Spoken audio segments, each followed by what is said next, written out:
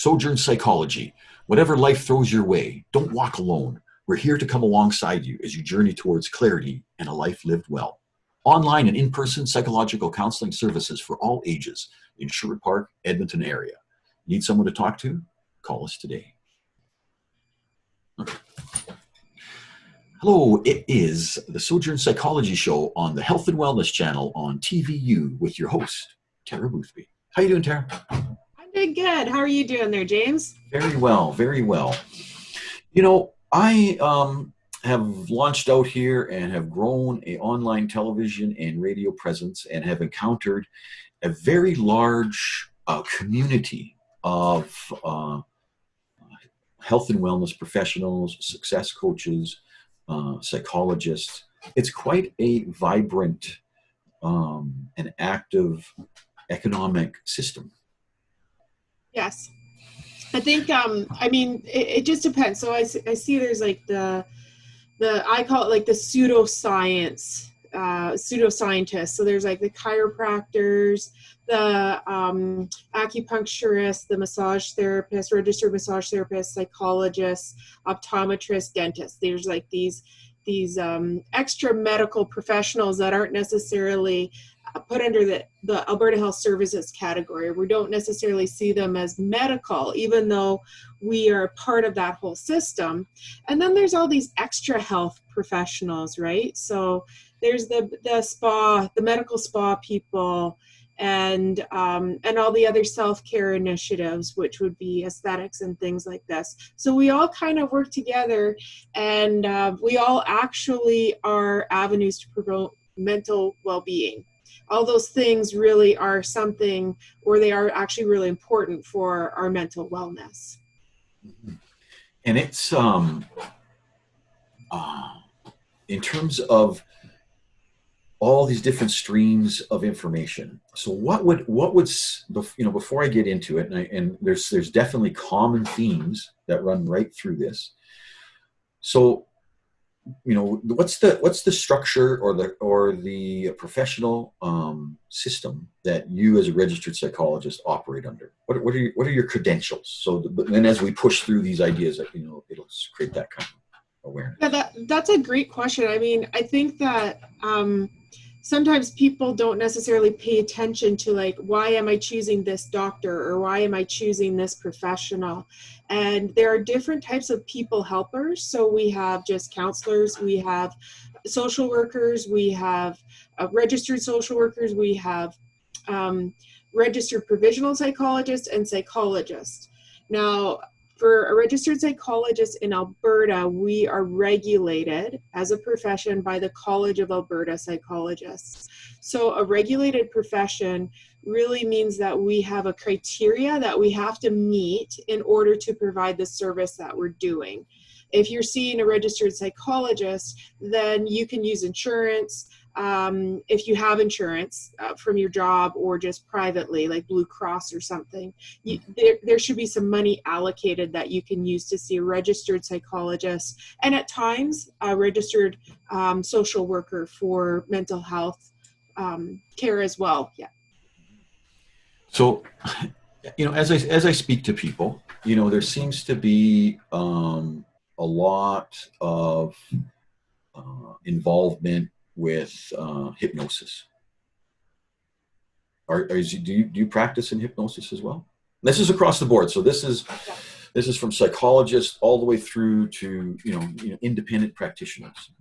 Does your practice? I wouldn't say that I practice hypnosis. Okay. For me and on my team, we use some different mindfulness strategies or relaxation. So even on our vlog, Megan Just Mancini has a few different progressive muscle relaxation tools or visualization, relax stress management. Now, some people will put things like that under the umbrella of hypnosis and others will not. Okay. So the actual activity of hypnotizing is not necessarily a regulated activity. Okay. So we sort of lump it under what we call power therapies. So power therapies that I'm trained in, one would be eye movement desensitization reprocessing, and that is EMDR. It's got tons of research. It's recognized in legal and court situations. The Army and Veterans Affairs really appreciate EMDR. And then the other one is something called emotional freedom technique. And that's lesser known, but it has lots of research as well. And these are both forms of power therapies that can be used in place of something like hypnosis. So power therapies. I want to come back to that. You know, another one of the, because the other theme that would seem to run across the gamut is fear and anxiety, and being empowered coming out of that. You know, so you know, are you, is that something that, you know, as a psychologist, is this, you know, I'm hearing from other psychologists. So how are you guys, you know, dealing with those kind of things? Yeah, I mean, I really operate from an attachment point of view, and with the attachment perspective, that's just the energy of how we're connecting with other people. Our unmet attachment needs and our unmet attachment fears are really at the core of all of our behaviors. That's really the deep center that is driving the choices that we make and limiting the choices that we make. So right now, when we talk about fear, it's very loaded, and we are not doing well as people. And then we weren't doing well in March and April and May. Oh my word. And then June hit, and we had this terrible tragedy that happened in the United States. And many people watched videos of the murder that occurred in the United States. And now we have this civil distress that is appropriate in response to the injustice. But all of this stuff is so much additional fear for a brain that is already so stressed. So it's really, really hard when we're in crisis mode to figure our way through our stress, through our fear. And then as well, if we have more heaped on top of it, our brains are just really, really struggling right now. And it can seem actually impossible to find a way through our fear. That's why we might need to reach out to, say, a psychologist or a social worker. Or we might notice some somatic stuff, and like our back goes out. It's extremely stressful, and you might just throw your back out, and then you need a chiropractor because our pain and our, you know, stress is stored in our body as well. Or we might just find something else happens that's strange, just because we're in a little bit of a, no, we're in a bigger risk zone right now. So our bodies are responding. Mm. And then, no, that's good. That's good. And then the last one that I'm seeing, it seems to be the return of this. It's very subjective. It's the promotion of a justified selfishness. You know, it comes through as objectivism, but in the core of it, and it's this. You know, you've seen what you've come through. Okay, you've made it. Now go and get everything that you, and then they have all these reasons that you deserve, or that you can imagine, or that you can, you know, all this kind of stuff. And this is the other things that are coming through the health and wellness and mental people. I'm not against that. I'm all for, you know, being all that you can be. How do you guys handle that kind of question? I think it's good. You know, my dad is an accountant. So many years ago, I learned that the basic thesis statement of a budget is don't put more out than what you have coming in. And so as much as we look at this immediate gratification, or I deserve it, or you deserve it mentality, everything within reason and everything within moderation.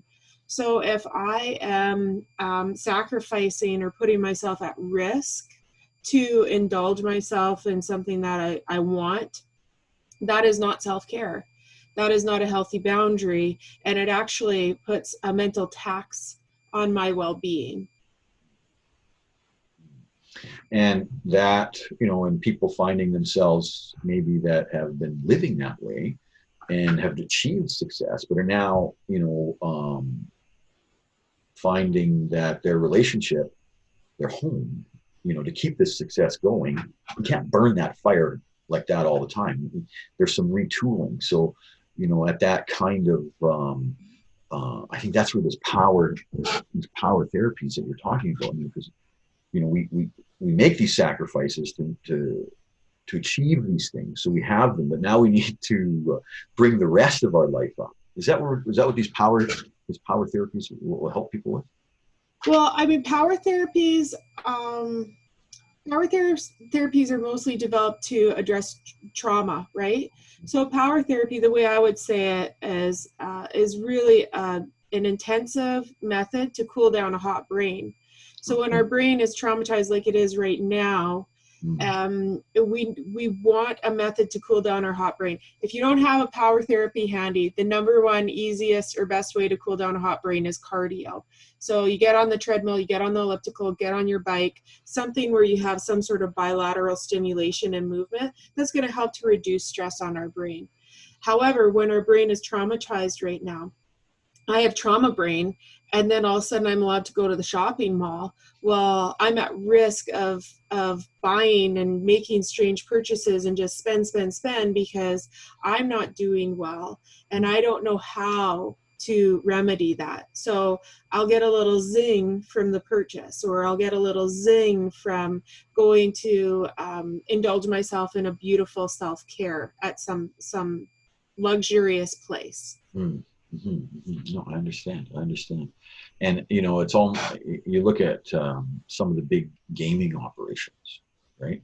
And how they operate. And I've often wondered, how are they so full of people that maybe, I don't know, maybe anyone can go there. I'm not going to do it. But it's that, like you said, it's that stimulus, right? It's that chemical reaction. And I think it's an overpowering desire to take risk, but blind risk. Actually, I have all these things to say about that, but I don't. Yeah, but it is. We are a chemical equation. And so you go gaming, you go to the spa, you go out for dinner, depression craves carbs. There's all these chemical equations. There's these synapses, there's endorphins, there's hormones. All this stuff is happening in our brain with each of these activities. So if we have a hot brain, if we're not doing well and we're living up in hyper arousal, then we have this problem. I call it lazy brain. That goes back to my old addictions counselor days. But if our brain is feeling lazy, it's going to try and get us to find the easiest remedy. So what would make it easy for me? A big milkshake from Dairy Queen. That would work. Our brain is just trying to figure out a way to feel better. But really what we need is support. So that might be a power therapy, cardio, healthy eating. So, finding a dietitian or just making some sort of goals. Those things are all important for our mental well-being. Because likely if you are not being mindful of your decisions right now, you're making bad decisions. You're not going to be on your A game. I can't operate on my A game. I've had to make it really simple for myself right now because I am being mindful of how stressed out I am.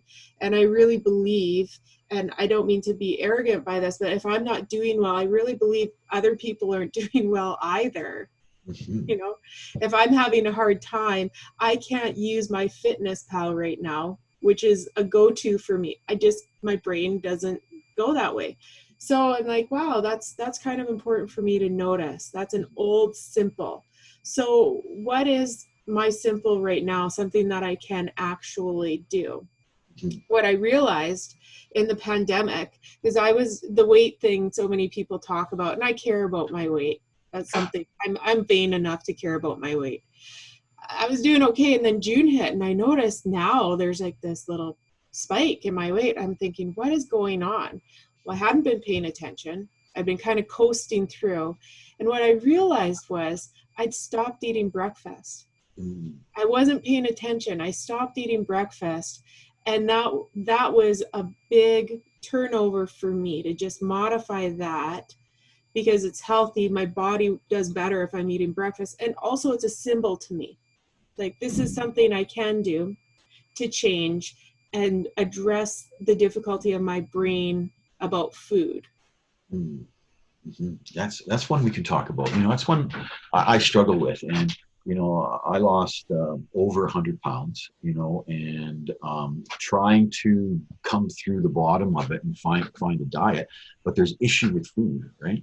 And it's the foods that you shouldn't eat. I understand. A great doctor who scared me enough to not want to die of the things that they were giving me 7 pills for saved me. But now, coming out the other side, so I just sort of changed. You know what I mean? And then now trying to relax and have a balanced thing. So maybe we could talk about food next time. That'd be Yeah, interesting. I know. I mean, food is really interesting. Food is one of the hardest Mm-hmm. addictions or compulsive behaviors to address because we can't cut it out of our lives. No, And no. when we're stressed, we typically misuse food because it's easy. And food symbolizes nurturing. So in play therapy, Oh, when kids that's go after everything. the food, it's like that's a symbol of their longing, or they're sort of trying to figure out this nurturing thing, their attachment stuff. They're like, I want somebody warm to come alongside of me. Sojourn Psychology show on the Health and Wellness Channel on TVU with Tara Boothby, registered psychologist. Awesome. Thank you for it. You're welcome.